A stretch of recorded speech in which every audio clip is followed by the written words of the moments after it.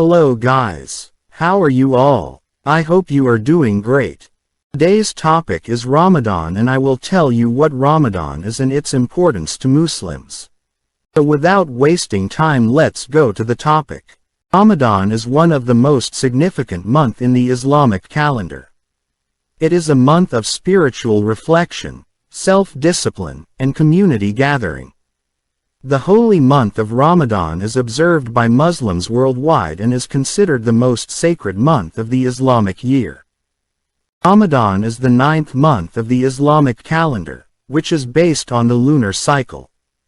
The Islamic calendar consists of 12 months, each consisting of 29 or 30 days, depending on the sighting of the moon. The start and end of Ramadan are determined by the sighting of the crescent moon. It is believed that the first revelation of the Quran, the holy book of Islam, was sent down to the Prophet Muhammad during Ramadan. Therefore, Ramadan holds great significance in Islamic history and is considered a blessed month. Significance of Ramadan. Ramadan is a month of spiritual reflection, self-discipline, and charity. During this month, Muslims are encouraged to strengthen their faith and engage in good deeds. Fasting during Ramadan is considered one of the 5 pillars of Islam, along with the declaration of faith, prayer, charity, and pilgrimage to Mecca.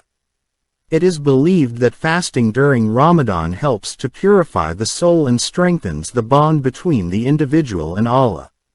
Fasting during Ramadan. The act of fasting during Ramadan is not only a physical exercise but also a spiritual one. Fasting is a way for Muslims to develop self-discipline and self-control. It also helps them to empathize with those who are less fortunate and understand the value of food and water. Iftar.